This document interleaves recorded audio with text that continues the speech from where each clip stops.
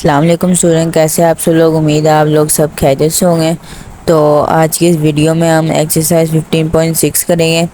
तो 15.6 में surface integral by flux है। तो इसका जो फॉर्मूला होता है ना, phi is equal to double integral surface F dot n d s is equal to double integral by the region F dot partial r by partial r cross product with partial r by partial theta d A. हमें find करने को कहा है, find flux of vector field F across sigma. Sigma यानी कि surface.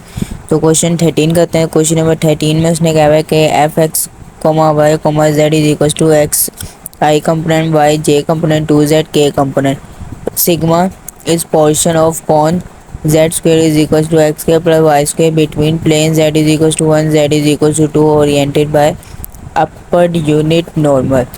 तो theta की limit क्या हो जाएगी 0 से 2 पाई, और आर की लिमिट क्या है 1 से 2। आर की क्यों 1 से 2 है, क्योंकि जेड उसने दिया हुआ 1 से 2, यानी कि आर की लिमिट भी क्या हो जाएगी 1 से 2।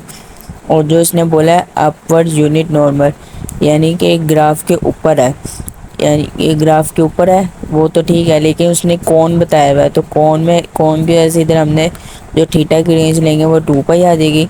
ठीक है, और फिर हम क्या करते हैं कि F x comma Y comma z हमारे पास क्या एक्स आई कंपोनेंट वाई जे कंपोनेंट प्लस 2 जेड के कंपोनेंट।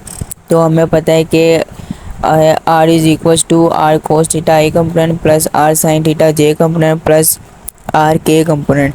तो इसमें हम आर के लिहाज से और फिर थीटा के लिहाज से पार्शियल डेरिवेटिव लेंगे। आर के लिहाज से लेंगे तो cos theta i component plus sine theta j component plus के कंपोनेंट, और थीटा के लिहाज से लेंगे तो minus r sine theta i component plus r cos theta j component plus 0 आ जाएगा। पर इन दोनों का हमने क्रॉस प्रोडक्ट लेना है। क्रॉस प्रोडक्ट लेंगे तो हमारे पास क्या आ जाएगा minus r cos theta i minus r sine theta j plus r k component. फिर इसको स्केलर प्रोडक्ट लेंगे एफ के साथ, जो उसने हमें दिया हुआ है ना F x comma Y comma z, उसके साथ स्केलर प्रोडक्ट लेंगे। जब स्केलर प्रोडक्ट लेंगे तो माइनस आर स्क्वायर कॉमन ले लेंगे, और कोस के थीटा प्लस साइंस के थीटा हो जाएगा 1 प्लस 2 आर स्क्वायर। तो minus r square plus 2 r square क्या हो जाएगा, हमारे पास एक आर स्क्वायर बच जाएगा। तो हमारे पास जो flux of vector field F across sigma क्या हो जाएगा, हमारे पास 5 double integral r square d r d theta.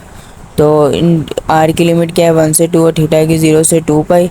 Are की लास्ट इंटीग्रेट करेंगे तो इसकी पावर में क्या है 2 आर क्यूब ओवर 3। फिर लिमिट लगाएंगे तो लिमिट लगाने के बाद हमारे पास 8/3 बनता है, वो कांस्टेंट है बाई। फिर थीटा के लिहाज से लेंगे, थीटा के लिहाज से लेंगे फिर थीटा आ जाएगा, फिर उसके अंदर लिमिट पुट करेंगे तो 8/3 2 पाई, यानी कि 14/3 पाई आ जाएगा इसका आंसर। अब हमारे पास कुछ फॉर्मूला है। तो उसमें पहला फॉर्मूला लिखा हुआ है z is equal to g x comma y में, फिर y is equal to g z comma x में, फिर x is equal to g y comma z के लिए फॉर्मूले लिखे हुए हैं, यानी कि पॉजिटिव के और नेगेटिव के। फिर पॉजिटिव जे माइनस जे, फिर पॉजिटिव आई और माइनस जे के लिहाज से। तो ये फॉर्मूले याद रखने हैं आप लोगों ने। क्वेश्चन 15 में उसने हमें कहा है कि F x comma Y comma Z is equal to x k component, और इधर के क्या पॉजिटिव है, तो इसलिए हम के पॉजिटिव वाला जो फॉर्मूला है जो मैंने आपको अभी दिखाया तो वो वाला लगेगा। The surface sigma is the portion of paraboloid z is equal to x square plus Y square below plane Z is equal to y oriented by downward unit normal. ठीक है, सेम हमने वही काम करना है कि for surface defined z is equal to g x comma y d s, उसमें क्या था partial g by partial x partial g by partial y और -1 डी ए, यानी कि जेड के अंदर अब हमने एक्स के लिहाज से पार्शियल डेरिवेटिव लेंगे 2x, फिर वाई के लिहाज से लेंगे तो 2y और फिर -1 डी ए। तो हमारे पास फ्लक्स क्या बन जाएगा double integral by the surface F dot d s double integral by the region R. तो एफ पॉइंट लिखा हमने 0 0 एक्स है, और डॉट डी एस की हमारे पास 2x 2y और -1। ठीक है, तो दोनों के दरमियान हम स्केलर प्रोडक्ट लेंगे। स्केलर प्रोडक्ट लेने के बाद हमारे पास जो आ जाएगा -x आ जाएगा, यानी कि double integral by the region R -x d A. फिर हम क्या करेंगे we have 5 is equal to double integral, उसको हम किस में चेंज कर देंगे उसमें कोऑर्डिनेट्स में। तो कोऑर्डिनेट्स में जब करेंगे एक्स की जगह पे क्या आ जाएगा आर कोस थीटा आ जाएगा, और डी ए की जगह क्या आ जाएगा आर डी थीटा। तो जब आर मल्टीप्लाई हो जाएगा तो हमारे पास -r² cos theta D theta, फिर हमने थीटा के आर के लिहाज से पहले इंटीग्रेट करेंगे तो 0 से 1/2 आर की लिमिट है और थीटा की लिमिट 0 से पाई है। तो 0 से पाई थीटा की लिमिट क्यों है, तो उसने बोला हुआ डाउनवर्ड यूनिट नॉर्मल, यानी कि जो ग्राफ है उसका क्या कहते हैं डाउनवर्ड वाला हिस्सा है, यानी कि वो भी 0 से पाई बनता है। और जो उसने आर की वैल्यू बताई है वो 1/2 इसलिए बनी है क्योंकि उसने पैराबोलॉइड बोला, तो पैराबोलॉइड बनता है क्या कहते हैं फर्स्ट क्वार्टर में बनता है, तो वो कहते हैं 0 से पाई/2 पाई/2 बनता है, यानी कि हाफ ही बनता है, तो इसलिए हम इसको 0 से 1/2 कहेंगे। ठीक है, फिर हम आर के लिहाज से किस में इंटीग्रेट करेंगे, आर स्क्वेयर में, तो आर स्क्वेयर की इंटीग्रेट करेंगे तो r3/3। तो इसकी फिर हम लिमिट लगा देंगे 0 से 1/2 लिमिट पुट करेंगे और कोस थीटा के लिहाज से इंटीग्रेट करेंगे तो साइन थीटा आ जाएगा।